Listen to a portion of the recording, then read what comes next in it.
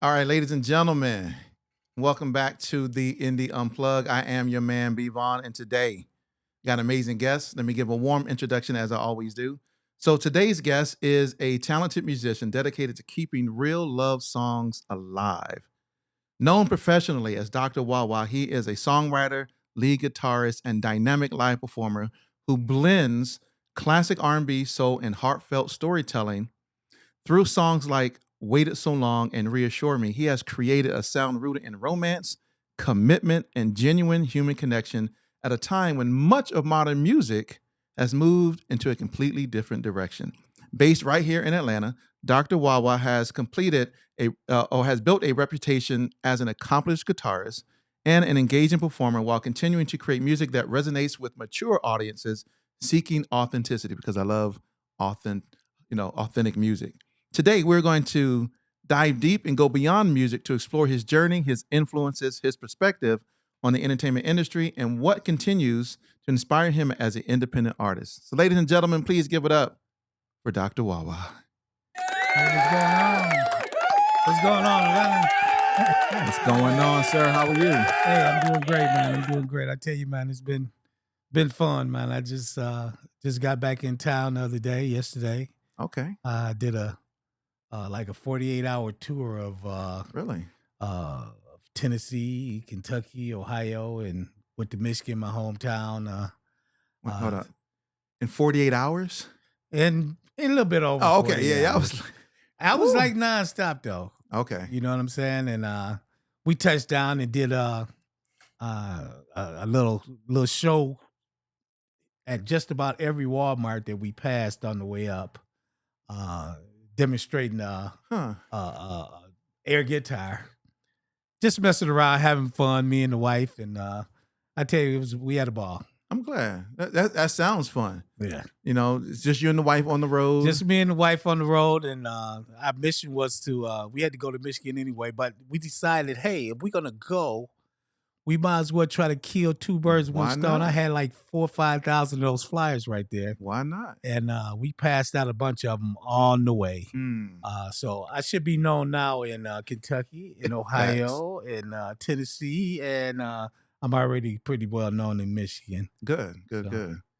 Yeah, that's that's the thing, right? Is being known and still doing all the things that you need to do. I mean, that must have been a fun.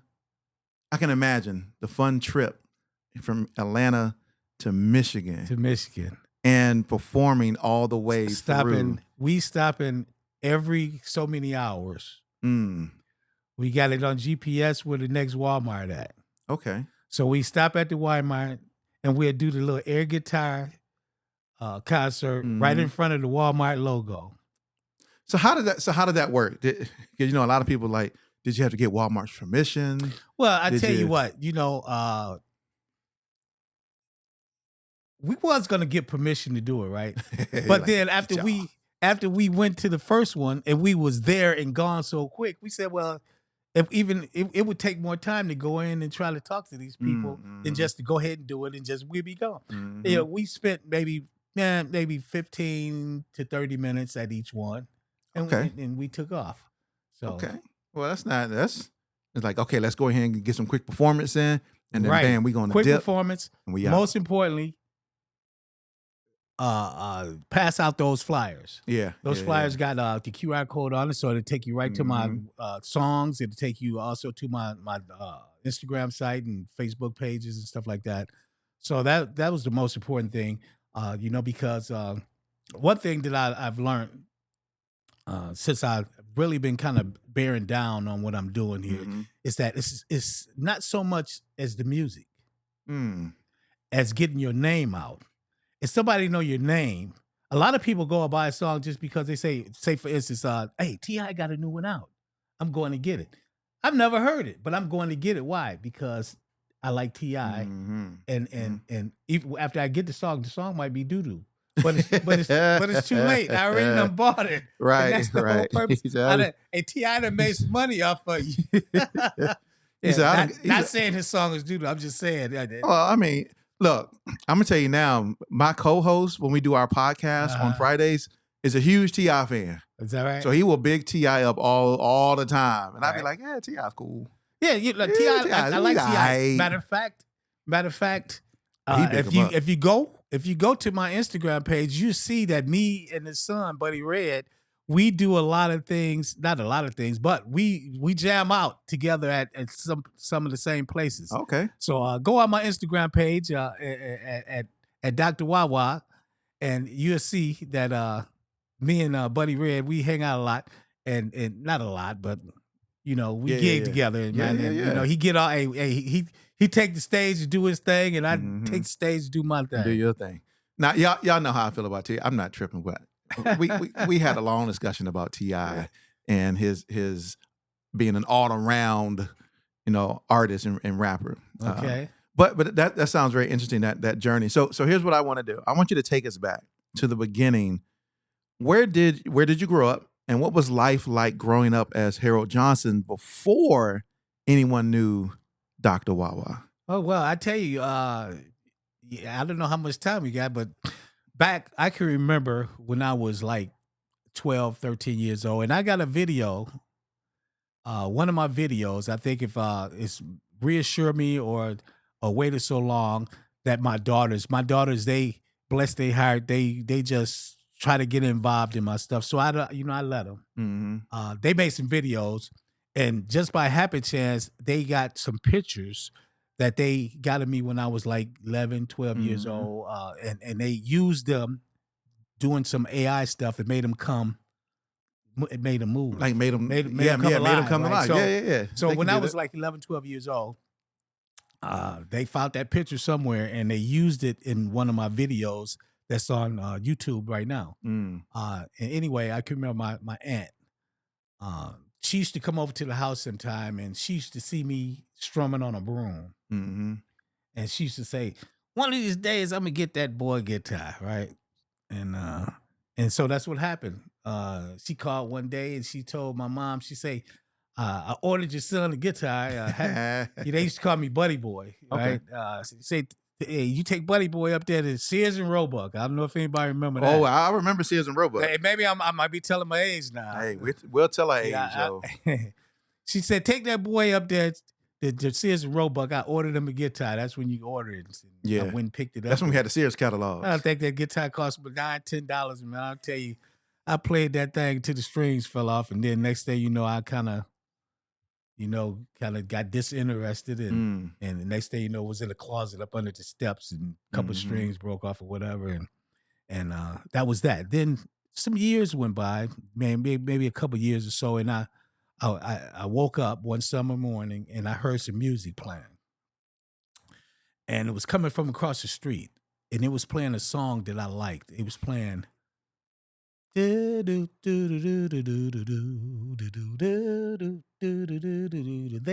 know. You know who that is, don't you? Jimi Hendrix. They don't know. Who Knows by Jimi Hendrix. They was playing that song, and I got up and didn't even brush my teeth. I don't think I washed my face. I was so giddy or whatever to get over here to see who was playing the music. Right? And so I ran across the street, and I'm a little guy, right? And these guys was, they was teenagers, but they was much bigger than me. Yeah. And so they was playing that song in the driveway, and I fell in love with playing the guitar again. And this guy, I don't know if anybody know him. He was well-known Jimi Hendrix impersonator. His name was Dwayne Fields. He passed away in California. But I used to, after that, I heard him playing that, and I used to go over his house every day and try to get him to teach me, and he really wouldn't teach me. He would just play and just expect me to just pick up what he played. And so I did. I got good at learning how to play by ear, and then pretty soon I got where I could just hear stuff and be able to play it, and just evolved. Got with some little guys down the street, and we said, "Hey, what you gonna play?" I said, "Well, I'm gonna play guitar. I'm a guitar player." And this guy said, "Well, I'm gonna play bass." This guy said, "I'm gonna play keyboard." And we started a band. That's how you do it. We started a band, and they big brothers had a band already. So they had equipment down in the basement. So when they wasn't around, we go down. Yeah, you know how it is. We go down there in the basement, and practice on the equipment. Well, I tell you, it wasn't long before we got better than the big brothers was, and their father started managing us and started buying our own equipment and stuff like Mm-hmm. that, and then we just took off. While we had a band in Flint, Michigan, and shout out to Flint, Michigan. Everybody know the Inner Soul Expression Band. Okay. We took that name over because the Big Brothers had the name at first, and they was calling us Inner Soul Expression Band Junior, right? Junior. Yeah, hey, look, check this out. We play better than y'all, man. Y'all the juniors now, dude. Mm-hmm. So anyway, we took on that name, and boom, we got pretty popular in Flint, along with a lot of other bands. Mm-hmm. Hunt's Determination, Revolution of Soul, Music Box, and guy that got real popular in Left Flint was the guitar player for the Mac band. Okay. Mark, I can't think what his last name is, but he was a guitar player for the Mac band. You familiar with that song, Roses Are Red, Violets Are Blue? He was a guitar player on that. And and come to find out, he just told me, Mike Harper, that's his name. Okay. He just told me about a year or so ago. He said, man, you was the inspiration to all the guitar players in Flint. I said, man, I couldn't even play there. They thought I could play. But I really couldn't play that good. But I guess I played good enough. And see how you fake the funk. And they were like, yo, he really got the skills. Yeah, well, I tell you what. A lot of times you can do some stuff. Right. That make it look like you can play when you really can't. That's right. But yeah, that's how I started, man. And just took off from there. And, I just kept playing when I could. And, then you get older and you got to pay bills and stuff like that. Yeah. You kind of slip out. I had worked for General Motors and stuff like that, Mm-hmm. Kind of got away from the music, and then, had my bout with trouble and all that type of stuff. And, and then found my way back to music. Okay. Yeah, man. That's a very interesting journey, right? So for you, when was the moment that you, and this probably was what you talked about already, that you knew that this wasn't something that you just enjoy, it was something that you were meant to do?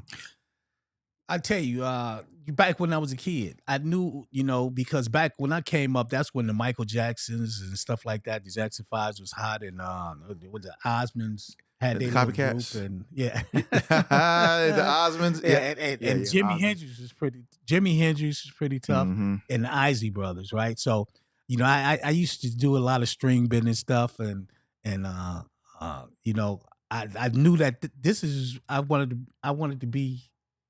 I wanted to be, not only did I want to be a guitar player, but I wanted to be the star of the show type guitar player. The star you wanted to be the star of the show. I wasn't satisfied with just playing. I wanted to be the one. Front and center. Exactly. I wanted to be the front man. And I never could be the front man because I was always just the guitar player in the group.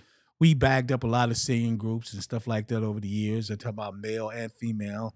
And, that just wasn't what I wanted. It's good enough that, you got to keep your chops up. You got to, playing music, playing the instrument, you got to be able to practice at least 3-4 hours a day, at least. You know what I'm saying? A lot of times when you get older, you get a family and you develop a bunch of bills and stuff like that, you don't have time. You know what I'm saying? But if you're going to be a musician, if you want to do this, then you got to make time. Because you see the tips of my fingers now. Yeah. You see them now. And that comes from practice. That comes from some work. I've been lifting the weights. Yeah.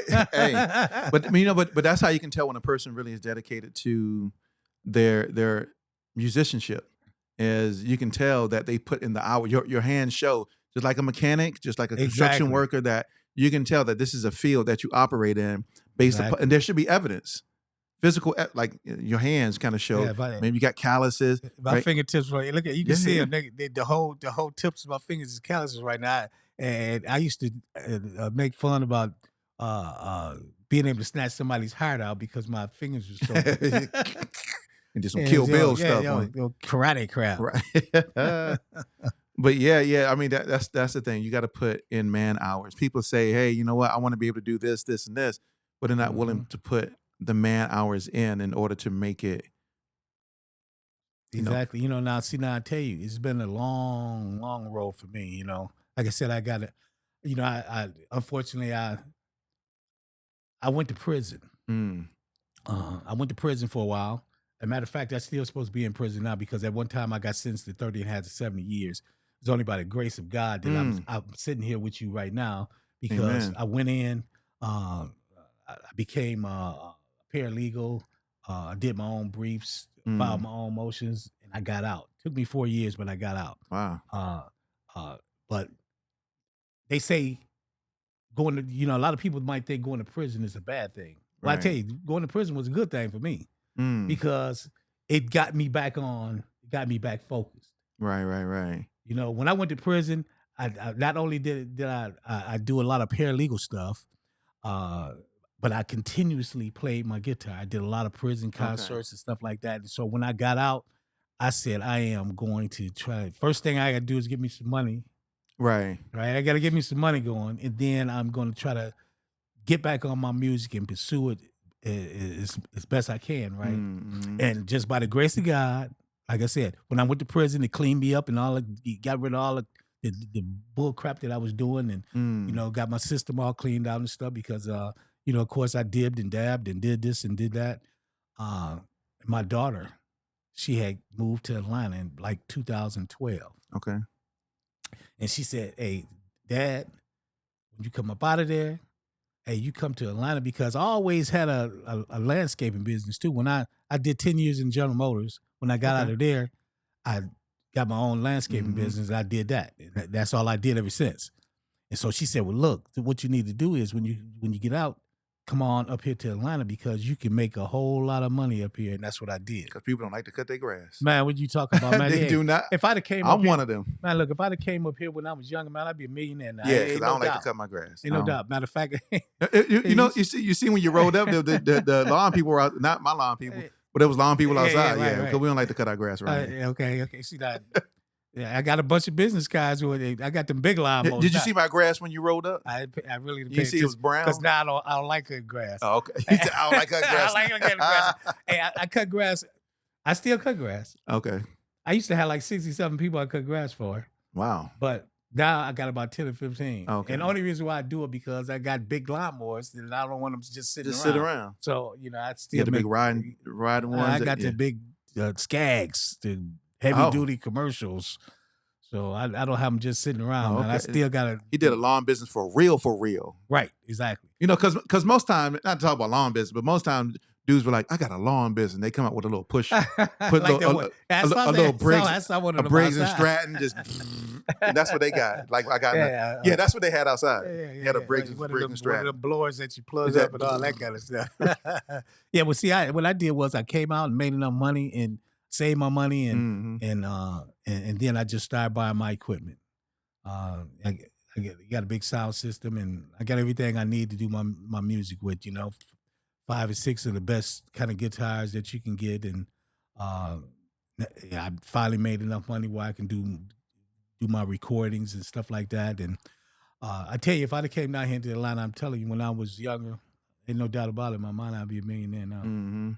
Might not have been on a music tip, but I would have been able to buy my way to it. That's well, because sometimes I could have bought myself and made myself. Because sometimes that's what it takes that at times, right? Because you talk about Atlanta has or it continues to have a big pay to play type of culture, right? So if you want to get on the stage, if you want to perform here, if you want to showcase, if you want to interview, if you want to do, usually you had to pay in order to play. Exactly. And I don't know if they got away from that type of model, because I know a lot of people didn't like that model of, why do I always have to pay you money to perform or to do a showcase when it may not be that advantageous for me to be able to do that? Because you think about it, you go to a showcase and you got 100 people in the audience, but those 100 people in the audience really aren't there to see you. No. They're a mix of everybody there to see all the other artists, but I still got to pay you to get in front of all those people. Right. Now, granted, you may get a couple of new, I like what he's doing. I like his music. That's how I met a guy that I used to, be his artist manager, was at a showcase. Okay. And that's how we met, was at a showcase. But yeah, I mean, it kind of has that pay to play type of environment. So, you know. Yeah, I tell you, when I first got here, I got here in 2017, and Okay. We got here in 2018. and I got with some guys. I call them hired guns Mm-hmm. because you might see them playing with these guys, you might see them playing over here with these guys, you might see them playing with a bunch of different guys all through the week, Mm-hmm. And they kind of took me in a little bit and said, well, hey, look, man, this is what you need to do. You want to keep your chops up, man, just come on and jam out with us. You know what I'm saying? It might be some money involved sometime, it might not be, but Mm-hmm. the thing of it is you get to know some people. People you get some exposure. You'll be able to keep your chops up. Mm-hmm. And most importantly, you'll be able to learn a bunch of songs. Because if you want to get out here in Atlanta and stay active, it's good to have a big song repertoire, because ain't no telling who might call you and say, hey, man, I want you to come and play Friday. Mm-hmm. Well, today is Wednesday. How many songs you doing? Well, we doing 30 songs. It's for a corporate gig. You know what I'm saying? And you ain't got time to practice. All they want you to do is show Show up up and play. That's right. You know what I'm saying? If you can show up and play, then you can make real good money doing that, being what I call a hired gun. And I was blessed to get in with these guys, and I've been able to play around with them, and now they knew some of my material. So when I go out and they there, then I can get on the stage and do my thing and be my front man, and they know exactly what to do. It's like a band that we practice together all the time, but we very seldom even see each other. But when we go out there and get on that stage, and when I come, hey, they love to see me come, because they know I'm an active fool and I'm a rock the crowd. And so, yeah, I tell you, it's been a blessing coming here to Atlanta. And like I said, if I came here years ago, no doubt about it, I'd be a whole lot, financially stable than I am. Atlanta will do that. I mean, the thing about Atlanta, and I think that's what most people get is, hey, I can move to the city. It's a city that is for Black entrepreneurs. Mm-hmm. I can come here, I can get plugged in, and I can make some money. But you got to work. I think that's the thing that people miss. It's not a magic bottle button. You're not gonna come and just press a button. Hey, I made it. No, you got to like put in work still. Yeah, definitely. I tell you, this road trip that I went on, okay, say 30 days ago, I wasn't even on Instagram. I had an Instagram page. My daughters and my granddaughters and stuff like that, they get on my phone and they put that stuff on there. I got 4 Facebook pages. Well, I need 4 Facebook pages. One named Johnson, one named Dr. WahWah, one named Boss Player, and one named something else. Right, you just need one. Right, okay. But they put all these Facebook pages on there, and then I had an Instagram page that I never went on. Now Carissa, she said, "Well, you gotta the Facebook is for blase splee, for the kids and people whatever. Then you got the TikTok where they want to make stupid videos and all that type of stuff. But your Instagram page is that's your business action. If you're in the business here in Atlanta, first thing somebody might ask you is, hey, you got an Instagram page? Well, my Instagram page, say 30, 40 days ago, I had like 25 followers, right? And I had maybe about, I think it was maybe about 60, 70 people that might visit my page in a 30-day time period. Well, I tell you, I looked at my stats today. In the last 30 days since I've sent a plug out to Carissa, since I've been dealing with her. And I let her have. I say, here, you do what you got to do with this Instagram stuff, because I don't know nothing about it. I got to learn this stuff. As of today, I've had 21,000 views on my page in the last 30 days. Now, yeah, Carissa should be doing a thing. plug out to her. Yeah, for sure. 21,000 that I just saw today. I had one reel that had almost 10,000 views in just a matter of hours or something. Yeah. Some old crazy stuff. Some WahWah. If you go on my Instagram page, you'll see it. Just me messing around with that WahWah and jamming out with the guys. And so yeah, it's been the last month or so been pretty good for getting me out there. So, I got to send a shout out to her. She been taking care of business. Yeah. She putting me on the map. No, she definitely doing her thing. So, we had the pleasure of connecting because she had seen what I was doing. I had been seeing what she was doing, but we never really reached out to each other. We never really met. And then during Music Biz Week, when it was here last month, that was the first time we met. And I was like, hey, I see you're going to be at, this networking event. I'm going to be there. So I think it's good if we connect. Okay. And she was there to be on a panel. And I was like, hey.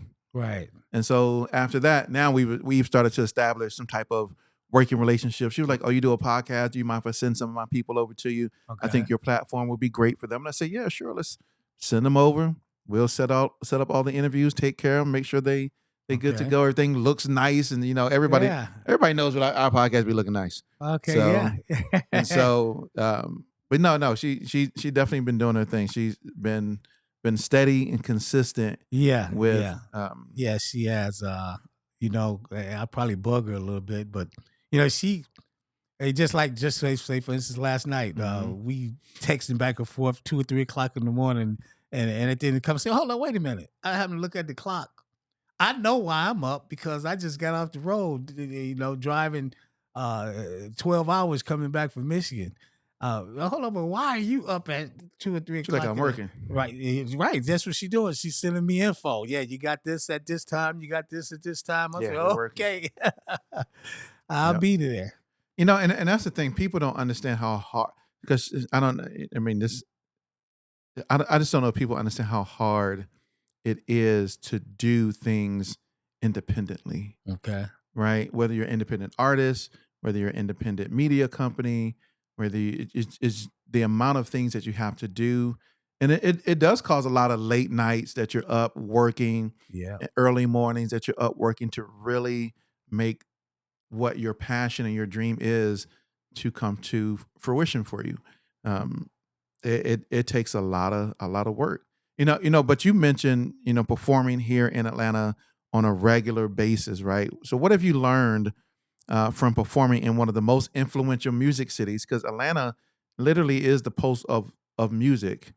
So what have you learned about it, and how has this city shaped your music career so far? I tell you, what I have learned is that be yourself. Be yourself. You know what you do, and do it to the best of your ability. You know what I'm saying? Because I tell you, now, since when I go into a place now and people know who I am, and they have heard me before, they know that guy right there, he finna rock it. You know what I'm saying? He's finna rock it. And I see a lot of musicians, that they sound alike. There's no originality. No. I'm talking about good musicians. I'm talking about what they do, and they do good. But it sounds just like what this guy over here doing. It sounds like what this guy's doing too. Well, let me since you're saying that, I don't mean to cut you off, but let me ask you, how does a musician in that capacity differentiate themselves so that they sound original? Right? Because if you're playing a guitar, you're playing a guitar. You're playing a keyboard, you're playing a keyboard. Right. So but I tell you, you try to, me myself, what I do, I try to find something that it's probably going to be impossible to find something that nobody's doing. But I try to find something that very few people is doing and exploit it. That's how the Dr. WahWah really got born. It's all through my guitar playing history. I was always good at scratching out stuff. Mm. I'm talking about what I mean by scratching out is that, see, you can hold the strings on the guitar without playing any note. Just hold your hands on them so dead in the strings and play the drums. That's what I used to do. I used to play the drums with this hand. So I used to scratch out drum beats.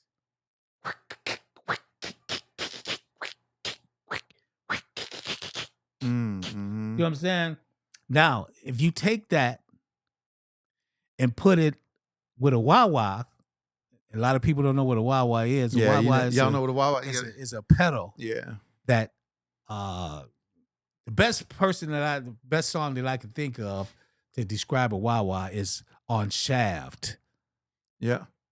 No, yeah, that's the song Shaft by Isaac Hayes. I would say that's probably yeah. Right. That's a great. That's a WahWah. I used to be able to work a WahWah so good. Basically, every place I went, people used to say, "Man, you be killing that WahWah, right?" So now, to the point where the WahWah itself could be used as like an instrument. Exactly, Mm-hmm. exactly. And now, I tell you, like I said, I just did about 2 weeks ago. And I was at Northside Tavern. Shout out to Northside. And I did the song "Papa Was a Rolling Stone." Mm-hmm. That's another song that has my cousin sang that song, a funky WahWah on it, and the people was I couldn't believe how, because nobody does that. Mm-hmm. Nobody scratches out. I've been around here in Atlanta for here, there, over the 17 since 2017, the 7 to 8 years that I've been here in Atlanta. I have not heard guitar players utilizing that WahWah like I utilize it.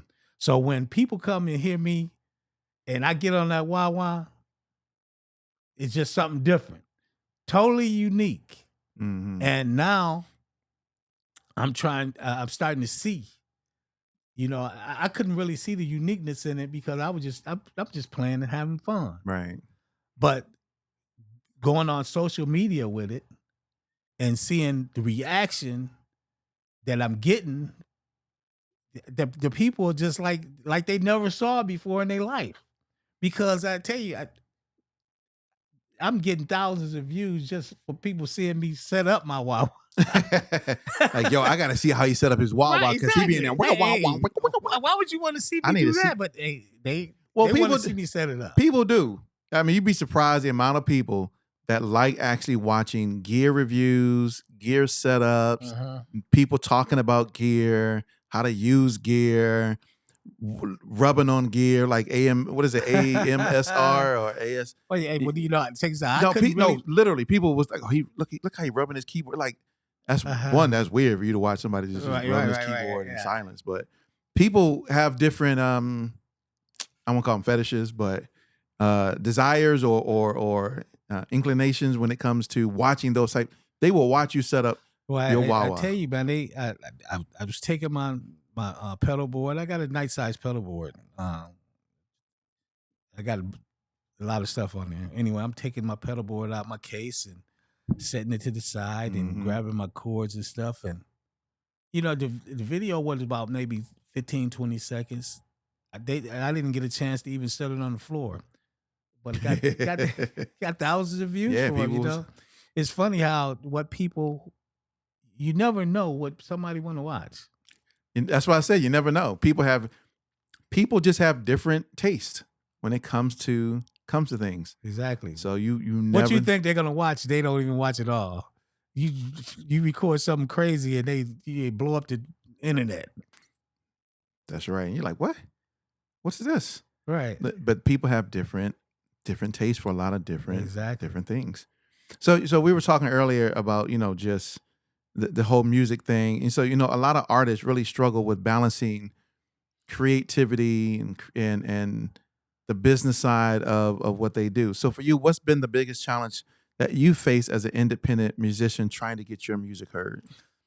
The biggest part of it is trying to get your name out there. I tell you, and it's because you could be you can be the best, and you just don't go nowhere. You get stagnated. I tell you a good example. I think I told you I'm not a singer. I'm a guitar player, but I've learned that you have to try to branch out in order to get where you need to be. And a perfect example of what I'm talking about is George Benson. George Benson was the baddest guitar player around, and still the baddest guitar player that you ever want to hear. But you know that he never really went anywhere until he started singing. Wow, I didn't know that. When he started singing, and I think the first song that really got him on the map was Masquerade. He did a lot of great guitar playing. I'm talking about this guy was what they call it? People that just a phenom, like a savant, whatever, or a genius. A genius at it, right? Prodigy. Prodigy. Yeah. There you go. He was a child prodigy, and he really never did get to the next level until he started singing. When he started singing, he took off. And so, therefore, I figured that, I have to try to put that into my repertoire too. I always had the gift of gab. I learned that doing my lawn care days, because I could go up to a Ku Klux Klan house and his grass could be all manicured and stuff, and I could talk him into getting his grass cut again when he ain't even need it. That's the gift of gab. Gift of gab, I tell you. So learning how to sing and adding that to my repertoire and being able to be a front man. To be a front man, you got to know how to move a crowd. You know what I'm saying? And I'm slowly but surely, I can move a crowd. And I tell you what, just like I said, when I get up there now, they know that I'm finna bring it. If you was sitting down and you sipping on your drink and just being there, and you might was nodding your head for a minute, when I get up there playing this funk and stuff and hitting that WahWah, you moving and grooving. You moving. Shucking and jiving. I can look out there at the crowd now. And when I see him like this, I know I got him. It's like the Pied Piper. I got him now. All I got to do is just keep doing what I'm doing.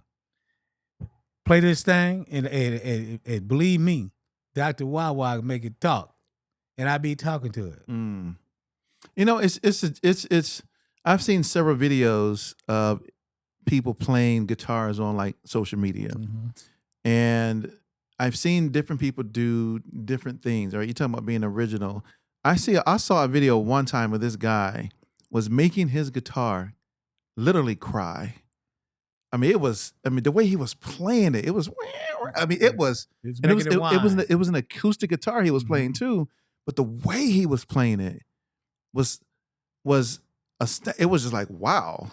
Like you would have never thought about making a guitar sound the way, because he would play it and he would turn the what do you call it? The pegs. Yeah, the tuning pegs. Yeah, the tuning peg. He would right. and that's when he would tune it. That's how he would make it. Right, make it whine. Yes, and I was like, yo, that's just because it'd bend and unbend the strings. That's what he was doing, and you never. I mean, how many people do you see doing that? Like performing? He was totally unique type of stuff. He was playing. I think is that Kenny G?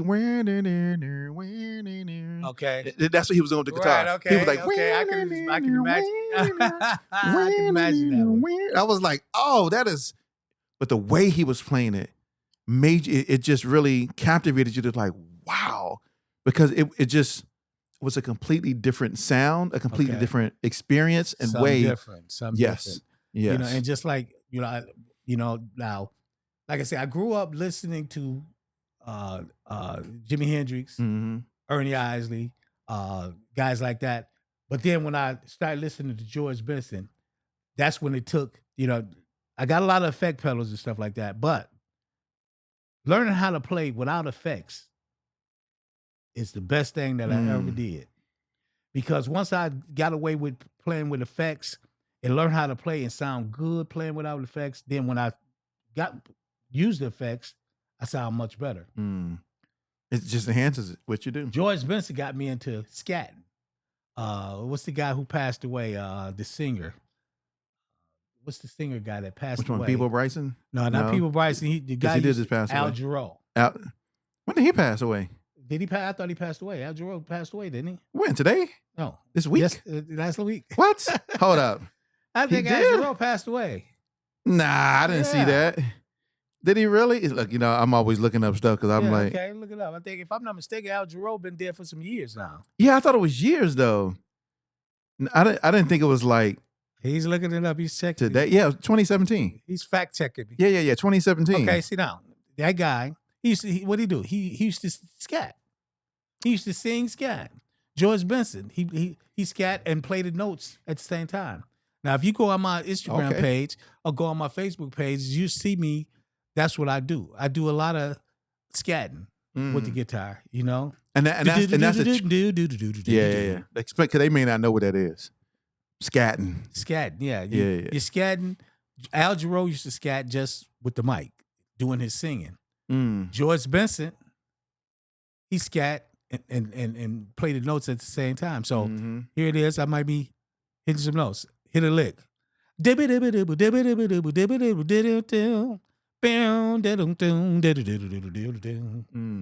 I'm playing the notes and I'm scatting it at the same time. Okay. And so don't too many people do that. No. You can go to a bunch of clubs and you'll see a lot of people playing. They got that pentatonic scale down to a science. I'm talking about they treacherous with this pentatonic stuff. I'm talking about you got some guys, you got some bad boys out here that do some serious stuff. None of these guys do scat stuff. Don't too many people scat. And you come see me, I like making it talk. That's what I call it. I don't even call it scatting. Hey, I'm finna get out here. I'm finna go out here in the crowd, and I'm talking to it. And everywhere I go, I got all wireless equipment. So I like getting out and coming to your table. Oh, okay, and, yeah. You know, all that type of stuff. I got the playing right in your face, like exactly. I got the wireless mic, and so I got the guitar with the wireless hookup, and I'm scatting and I'm jamming. Only thing I don't like about that is that I can't take my WahWah with me.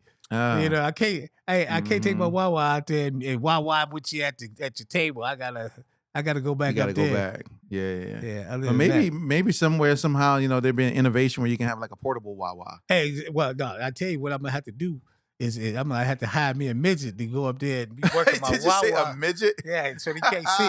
So you can't see them. See what I'm saying? You can't see them while they up there working the pedals. Yeah. Oh, they were like, but they still may not be able to work the way you work your WahWah. Well, I tell you what, unless you train them up. Well, see, I tell you, unless I do some real fancy stuff, working the WahWah is nothing more than just patting your foot. Yep, if you know how to pat your foot. Hey, I tell a midget, get up there and just pat your foot. That's funny. You say, why I got to be a midget? Why I gotta get up there, little person, and just wear all black so nobody can see you. Nobody see and you. Press the just pat your foot on that WahWah thing, and let me do the rest. Wow, that was funny. So of course yourself as a guitarist, songwriter, and today in an era that we live in from a music perspective that's dominated by loops and computers and AI. Do you feel that musicianship is becoming a lost art? I tell you, when I was in the studio recording, waited so long and reassure me. You know, the guy, he had AI programs in there, and I tell you, it's you hear so much fake, AI generated stuff, and even before the AI got real popular, where you had the drum machines and you got the keyboards that you could program to make your beats and stuff like that. It's just it's taking the realness. Because I tell you, real music that you really can feel is music that you can feel, that's real. Right. And you can't get that feel from some type of mechanical thing. It's hard for me to explain what I'm talking about, because I tell you, when you come see me perform, and a lot of times after half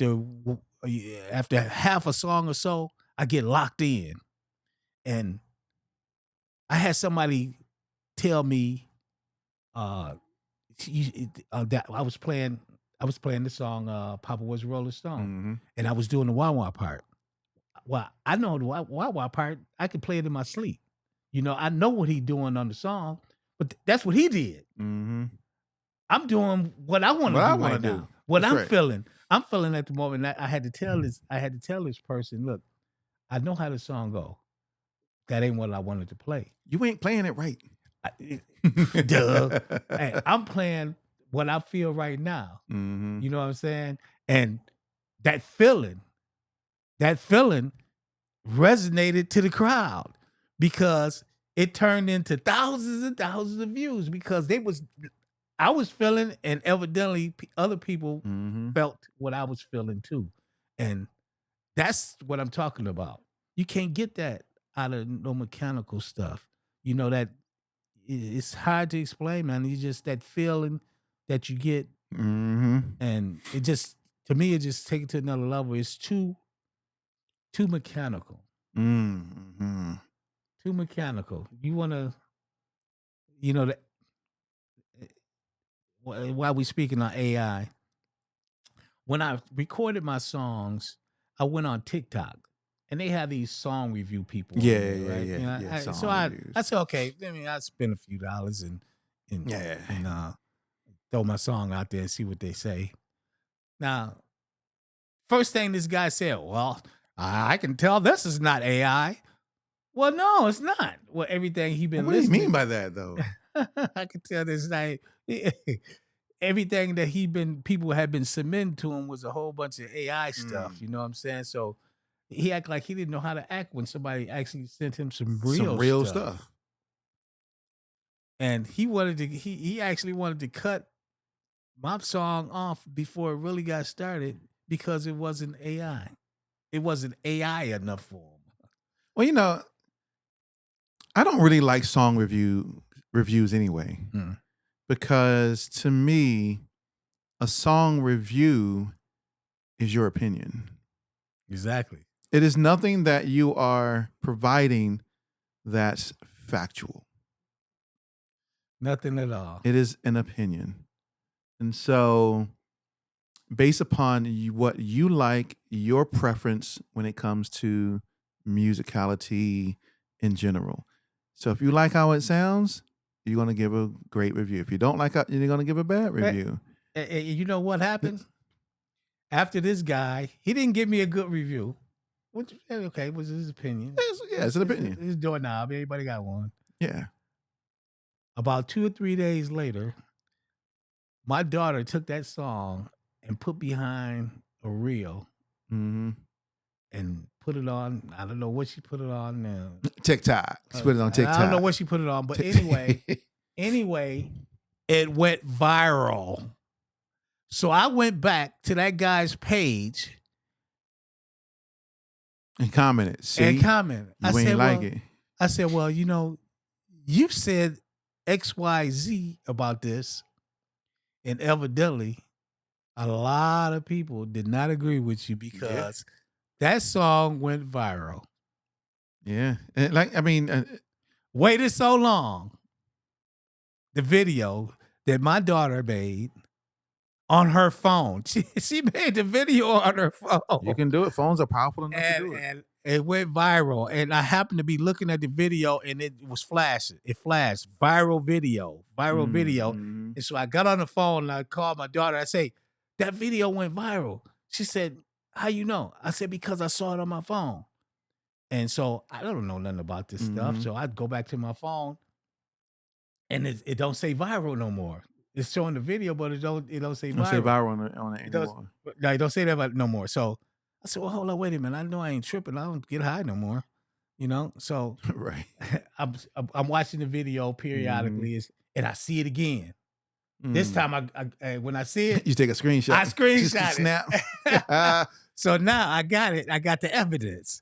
I screenshot it and I sent it back to my daughter so she could see it. She said, "Oh yeah," and I think she knew all the time because see, she got a page and shit. She got like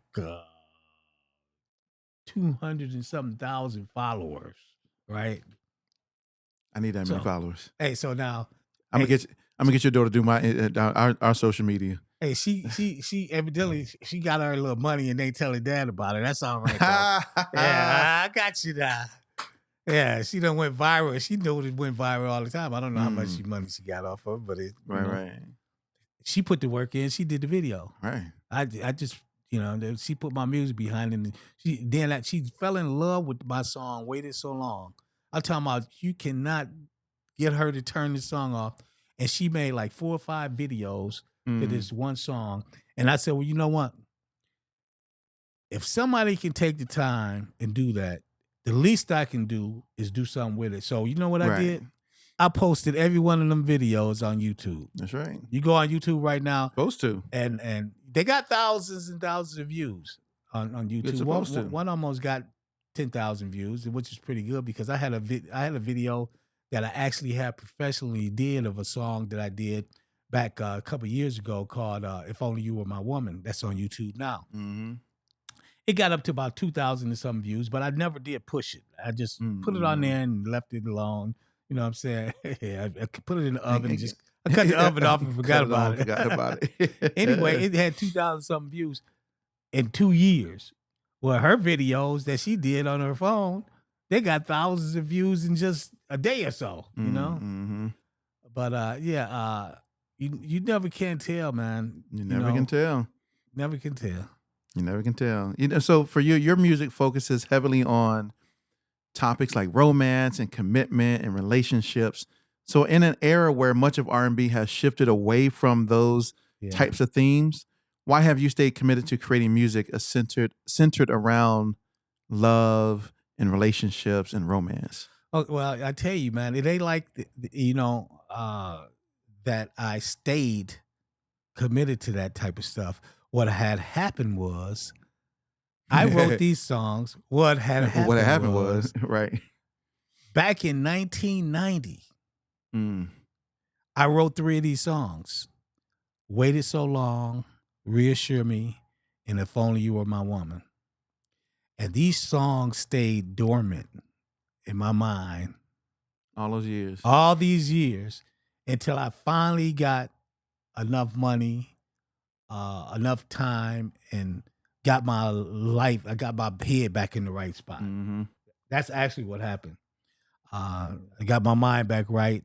And of course, it took some money, and I was able to record them. But yeah, the music they have now, I tell you, you got people that don't want black people to sing about love anymore. They don't. They want us to sing about B's and H's and all that kind of crap. Yeah, it makes money. You know what? I tell you, if you was to bring somebody in here right now that had one of those songs that you talking about, bag that butt up and all that kind of stuff, get over here and do this B and get up on this H. Mm-hmm. And compare that to one of my songs, which is Love, more than likely they're going to pick this song up right here and run with it, and mine ain't going to go nowhere. Because, like I said, you got people that don't want black people singing about love and togetherness and family and stuff like that, like we used to back when the OJs, back when the Dramatics, and you had groups like that.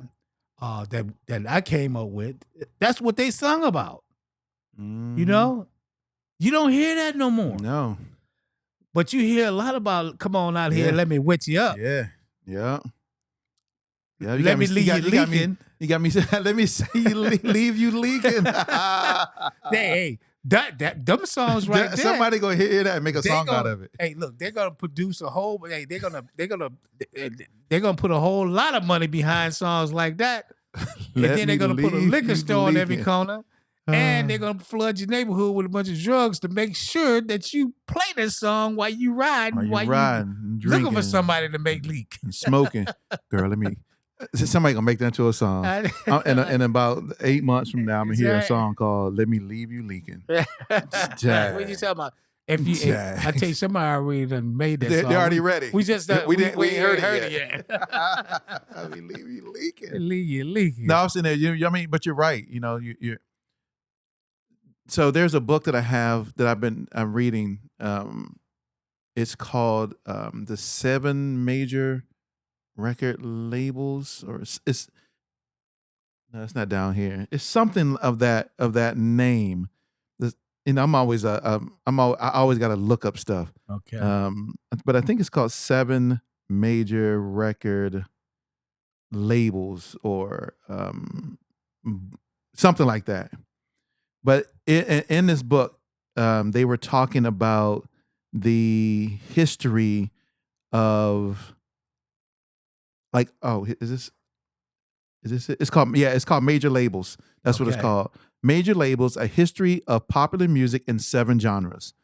And I started because R&B is my favorite music genre. So I started reading R&B first. I got to go to hip hop next, but it just told the story of the history of R&B, and the progression of it, how it started. And of course I'm gonna get it all incorrect, but how and just the different phases where it went through and how they categorize it for the charts, and it couldn't be on this chart because it wasn't named correctly, and they had to rename it, and they wanted to do this and had a whole lot of rigmarole, a bunch of stuff because people didn't want black music to be on the same charts as white music, and they were like, "No, we can't have that. So y'all need to have your own music." And so it just talked about the style of R&B and what the messaging used to be, and it used to be love. And it used to be about peace and joy and happiness, and when you think about the OJs and the Dramatics, and the Temptations, and just all of what's the other groups? They are in my head. Is it the OJ? The OJs? It's not the OJs. Whispers. Thank you. The Whispers. I'll say the one with the 2 twins. The Whispers. And then you had what's the group? They still going. You got most of them passed away, but you got Earth, Wind and Fire. You got Earth, Wind and Fire. You got Ohio players. Exactly. We talking about you kind of getting out of that love music. Yeah, now you're getting out of love. I'm thinking about that. What's the name of that group that made it? A One of a Kind Love Fairy. Felipe Wynn was the lead singer. Well, anyway, it's not coming to my head. Anyway, groups like that, you just don't hear music like that, and you got to understand why. Music can influence a person. You got that right. How many people? You got a lot of kids. Well, they're not kids no more. You got a lot of grown folks my age that we are a product of the dramatic songs. Mm-hmm. We are the product of the OJs. You know what I'm saying? Because that was called baby making music. Yeah. Yeah. Oh, what you doing tonight, man? I'm finna go to the crib, man. Yeah, throwing some OJs, man, and we finna go down through there. About to leave leaking. I'm gonna leave it leaking. You did something wrong if you got it leaking. Right. You wasn't supposed to be messing around with her if she was leaking. That was too much information. I'm about to leave it leaking. Throwing these OJs real quick. You know what I'm saying? Well, yeah, I tell you, man. Music, Thunderbird. Even if you think about it, during the flower power days, when you had all the white people riding around with the flowers on their vans and stuff like that, and they were smoking all that good weed, and you had Cheek and Chong and the Beach Boys music. What did they sing about? They were singing about a bunch of love and stuff like that, peace and harmony and that type of stuff, And I tell you, it seemed like, I might be wrong, but it's just my opinion. You got people out there nowadays that do not want, especially black folks, singing about love, unity, or any of that type of thing. You know, they don't. Because once you feel united, if you feel united and you start bringing people back, and they're like, "Hey, we got to connect in this now, back Exactly. together. Yo, we can Exactly. rise up." And they don't. No, they don't want. You can't. Exactly. Can't have that. Exactly. So I'm gonna leave you out there talking about bees and hoes and guns and violence and sex and drugs and all those things, because I want to continue to feed that into your culture.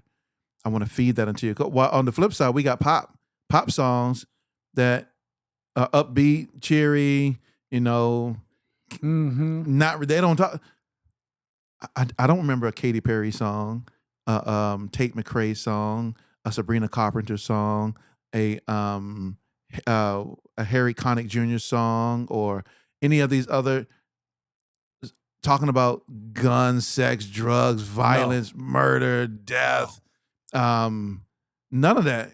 I mean, unless you like real heavy into rock and roll, like Nirvana. Like, I mean, I'm talking about like right. Yeah, Kiss, the grunge and stuff like that. Yeah, they probably talking about it over there. But from a mainstream perspective, metal music. Yeah, from a mainstream perspective, that's not happening in that culture. I tell you, people that go out and do stupid crap.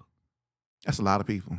You know, that's a lot. Of people, a lot of them listen to a lot of what you know. Right now, you really can't help but listen to a lot of stupid music because it's everywhere. They flood the zone with it. You know what I'm saying? But you know, songs like mine, like "Waited So Long." I've waited so long for this moment. Candlelights and wine set the stage for something special. You know, that's something that, you know, you want to just chill out. That just instantly make you just want to chill out and be with somebody that you want to be with. That you want to be with. You know, hey, you might not even love them, but you stick that song on and chill out with them, you might feel some love. You know what I'm saying? You're going to feel something. May not be love, but it's another L with another 4-letter L word. You know, like my songs, you mentioned this at the beginning of what I sing about. I'm just not just saying some words. If you really listen to the words to my songs, just like Reassure Me. Reassure me, baby, let me know you still love me. Reassure me, baby, act as though you still love me and want me in your life. It's been a long time since we held hands, walked through the park, watched a movie together. See, and that's the thing. People are like, man, I don't want to hold nobody's hand. I don't want to watch no movies. Right. I don't want to cuddle. I don't want to do none of that. I want to get you over here, girl, spread them up. Yeah, bam, bam. Leave you leaking. Hey, holla, holla. That's going to be the phrase. Leave you leaking. Hey, wait a minute. I ain't finna romance you, man. I got somebody at the crib over to romance. Why can't they take my song to the crib and play it for the one at the crib? That's the thing. We have lost the romance in music. Exactly. We have lost it.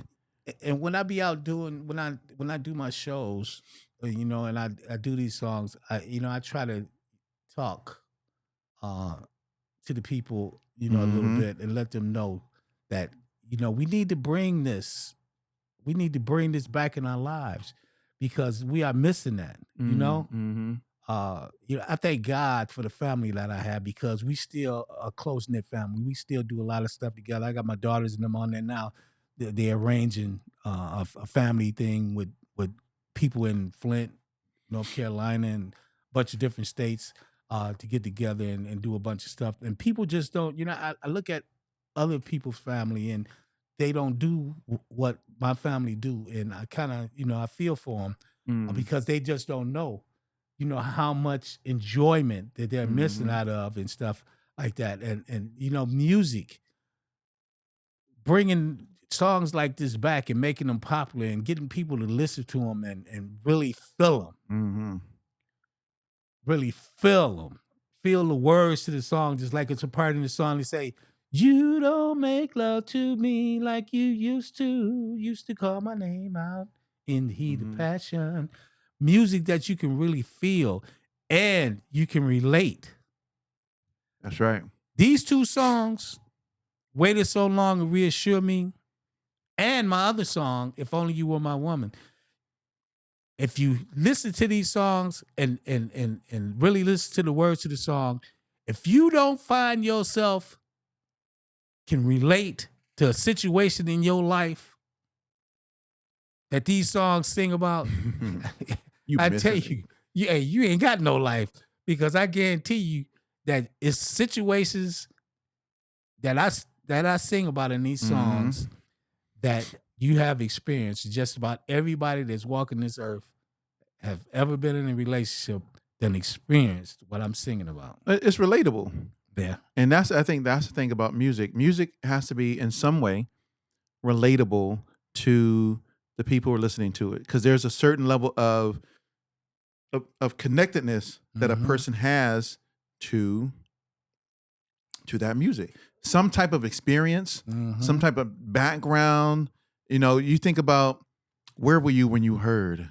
What was you doing when I heard that song? What was the back in the, they used to put that on the it was a commercial.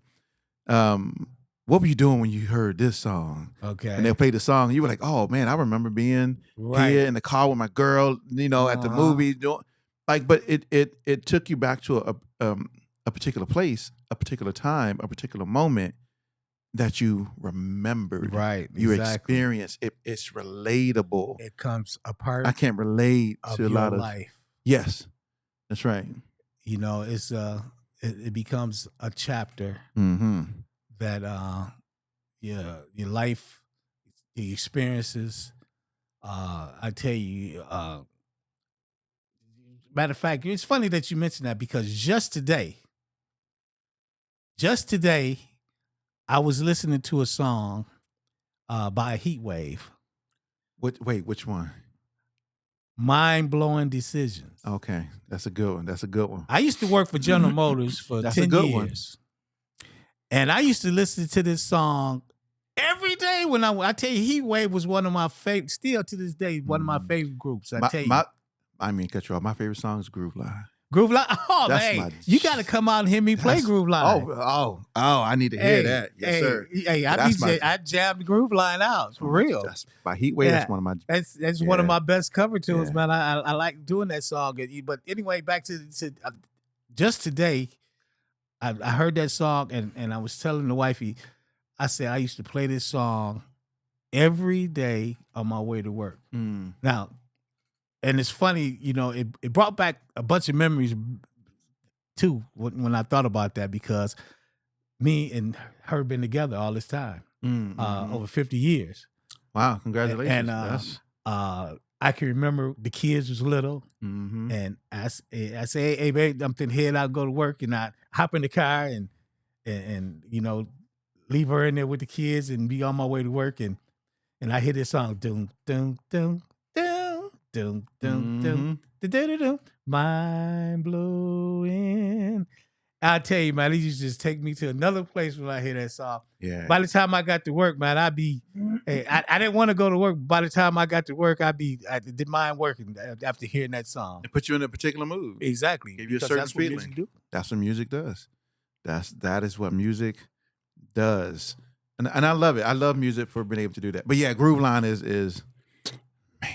You gotta come out to the man, I'm gonna bring the wife. Hey, I tell you, man, come on out, man, and tell you, it's two places that I kind of go on a regular basis. North Side is one of them. Okay. On a Monday night, they get started about 10 o'clock. PM? Yeah. Oh yeah, my wife's already in the bed.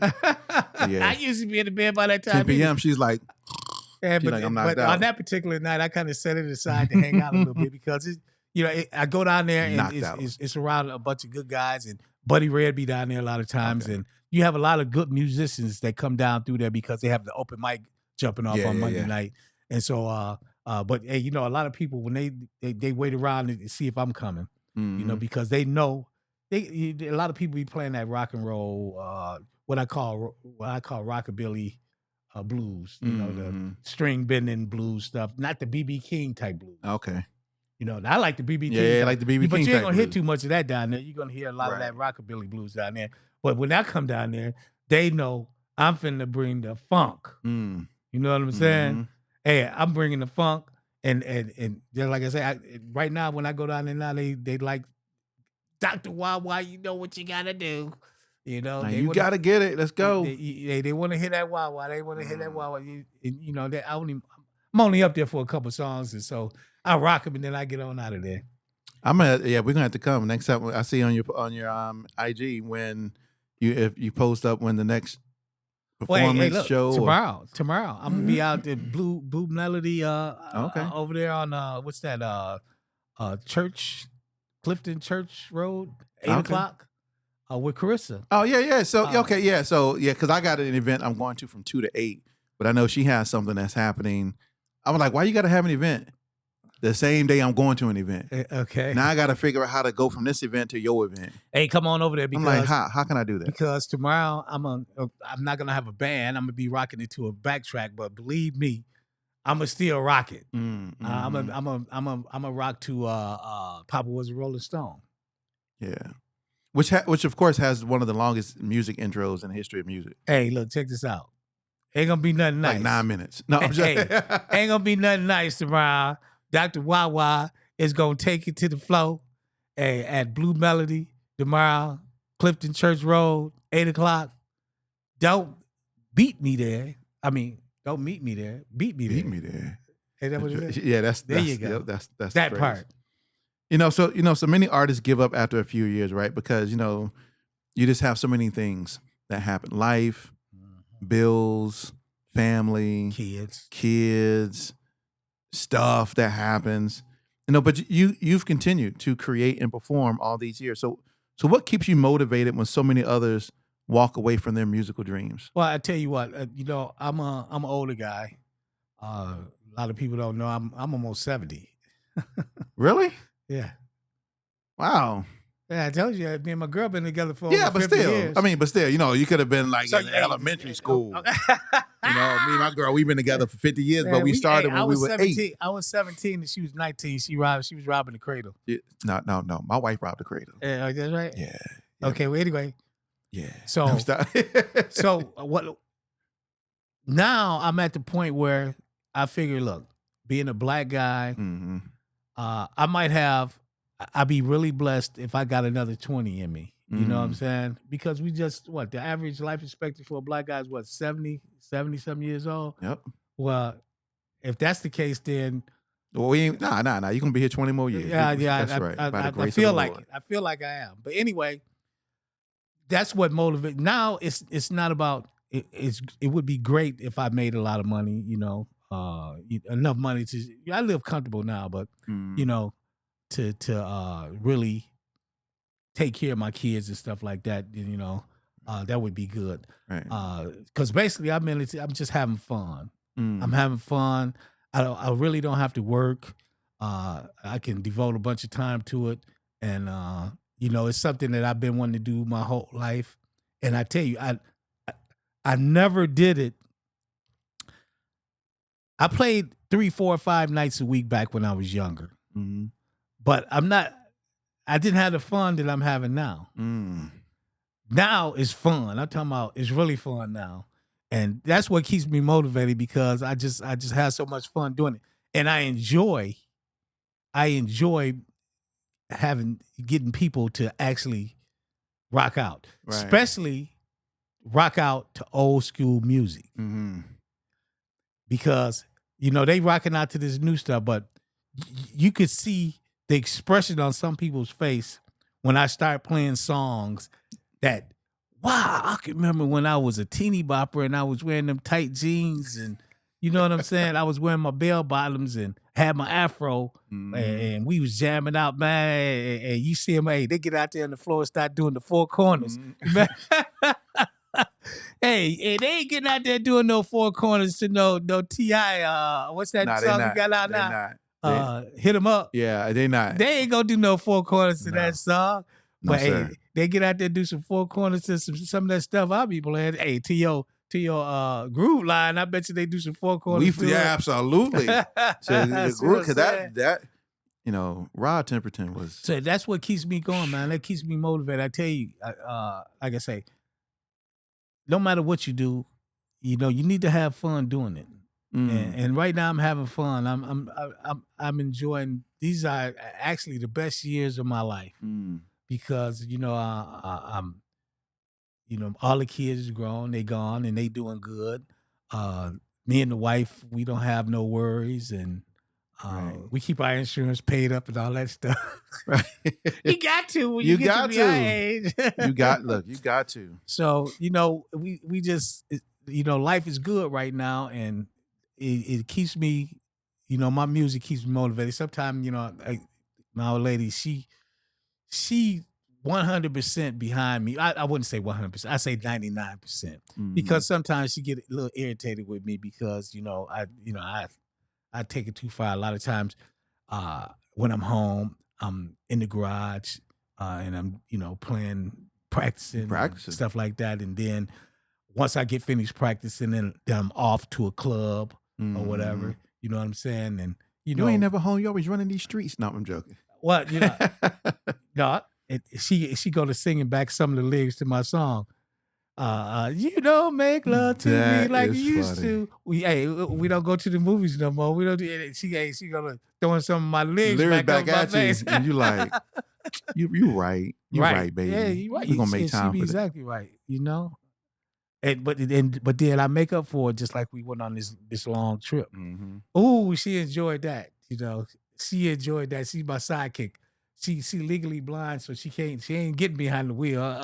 You're not getting back here. Nah, you ain't getting me out of the wheel, so I got to do all the driving. So she sit over there Mhm. on that side, and she got a little crochet and whatever she be doing, and she riding and keeping me woke and whatever. And we going here, we stopping here, we stopping there, and hey, her favorite places is the rest stops. Now you old when the rest When stops the rest is stop your is your favorite favorite place. spot. Like, yo, let me run in here real quick, get some snacks Right, at the vending machine, exactly. use the restroom, look Yeah. at where we are on the map. Yeah, but Yeah. that's what keeps me motivated, man. I tell you, man, just having Mm. fun and being able to still make people happy with the music that I make. And I tell you, Right. ain't no better feeling, man, than seeing somebody. When you can see him, because when I be on the stage, I may be talking crap, but I be scanning the crowd. I'm Mhm. scanning the crowd, and because I'm looking for reactions. And when I see somebody saying, "Oh man, I remember that," I can read their lips. You know what I'm saying? And That that was makes my day. man, yeah. You gotta come check out the show. I gotta come for Yeah, come sure. tomorrow, man. I tell you, man. Tomorrow, I don't know exactly how many songs I'm gonna be able to do, but I'm pretty sure that I'm gonna be doing "Waited So Long" tomorrow, Okay. and Papa Was a Rolling Stone. I'm gonna do some of that because I want to make sure that people understand where Dr. WahWah came from, that Mm. name. Mhm. So in order to demonstrate that, the best thing to do is demonstrate it live. Yeah. You know what I'm saying? And jam them out at the same time. They be like, Hey, I bet you when they leave there, they're they gonna gonna know know what a now. WahWah is. That's right. They gonna learn today. They're gonna know what a WahWah is. They But gonna learn today. hey, you gonna learn today. That's right. So if you could sit down with with a younger you today, what advice would you give him? Oh wow, man! There's so much advice that I needed to give a younger me. Mm. I tell you, hey, we could be here all day with that one. But I think the most important thing that I would tell myself if I was younger is to be patient. Stay patient. Stay patient. Stay focused. Because if you stay patient and stay focused on and keep striving for what you want to do, it's gonna come. Mhm. It's gonna come. But you just gotta stay focused, be patient, and let it come. Don't try to force it. Just let it come because that's what I did as I got older. But now I'm way late in the game. You Mm. know, if I would have had this knowledge and wisdom that I have now in me, and the finances and stuff like that, back when I was younger, Right. boy, once again I would be a millionaire. But yeah, that would be like some of the most important things that I would tell myself: patience, be consistent, stay focused, Mm. and just know that if you stay on that path right there, it's gonna come. It's gonna come. Yeah. Man, that's beautiful. That's beautiful, man. So how can people connect with you?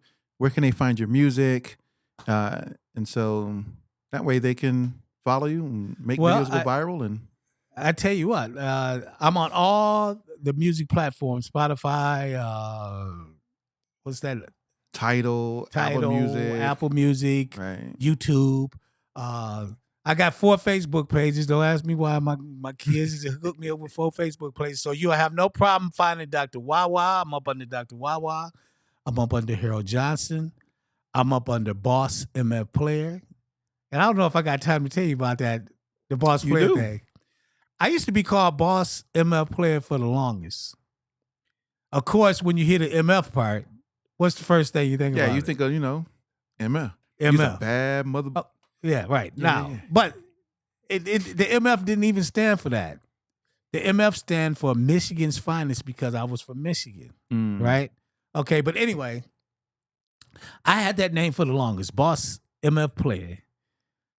But some people came to me one day and they said, well, we want to hire you, Mr. Johnson, but we cannot hire you with the name that you go by. And you're like, why? Well, we want to hire you to come and perform at our church.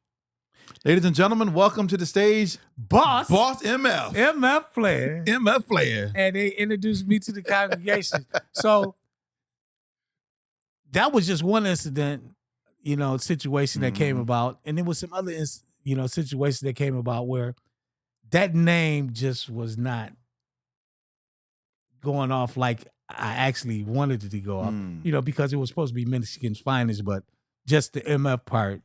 Yeah. So I said, well, everybody used to say, man, damn, you worked at WahWah, you worked at WahWah. And I said, well, that's a stupid name. But stupid names tend to go far. They do. So let me get that. Hey, Dr. WahWah was born. But he's medicinal with it. Exactly. So now you can find Dr. WahWah. I got Facebook. You can find Dr. WahWah on Instagram. Matter of fact, I encourage you. I encourage you to go to my Instagram page because my Instagram page it was like this. And now, thanks to Carissa, another shout out to her, my Instagram page is really going real good. I tell you, it's really going real good. She keeping a lot of content on there, keeping people entertained, and I'm steady trying to put that content out there for her so she can get it out there. And but you can find my music on all the music platforms, and I would appreciate it greatly if you support Dr. WahWah and his music. And bring back the love. Let's bring back the love to the Black people's music, please. Yes. Let's stop all that wetting up and drop it like it's hot and bag it up and all that kind of stuff. And let's start singing about some love and start family and unity and stuff like that. And I tell you, this world would be a whole lot better place if we did that. That's right. For real. That's right. Think you wait. What Luther say? Wait for love that you've been missing. Sometimes love takes a long time. Wait for love. But anyway. or you can sing the other song. The other song by what's his name? O'Neal. Fake. You say what's that one verse is? Every day your hair change. I got my hair cut, but I don't see no hair on the floor because you're a fake. You know what I'm saying? You can be that way too. Let's not be fake no more. Let's sing about some real stuff, something that come from the heart. I'm talking about something that you can feel. That go put one of my songs on later on tonight. And open up a bottle of wine and chill out with your girl and see what happens. Oh, I know what's gonna happen. Hey, they're gonna leave him leaking. No, I'm joking. Hey, she might bag it up for you. She may, like a school bus. Hey, beep beep beep. Hey, but man, Dr. WahWah, it has been a pleasure getting to know you, brother. I tell you what, man, I enjoyed it, man. I tell you, you'll get to sit down, man, and just chat it up, man, and you get to laugh and joke and actually talk about some real stuff, and you know what That's I'm right. saying, and reminisce on That's right. on the past and present and Yeah. future. That's right. You know. Man, I can't wait to check you out live. Yeah, wait. Dr. WahWah. Tomorrow Well, at Blue Melody, well, when this airs, 8:00. When this airs tomorrow, we already passed. Ah, man, that's bad. Hey, well, you know what? Just keep. Look, all you got to do is keep tuned in to my Instagram page. Hit me up on Instagram. Follow me, man. That's Hey, right. I be doing a lot of stuff. I be here, there. I'm like savoir-faire. I'm everywhere. He's everywhere. But man, ladies and gentlemen, thank you very much for tuning in once again to another episode here of the Indie Unplugged. I am Vaughan, your host. And make sure you support us as well. Check us out. And we're going to catch you later. Peace.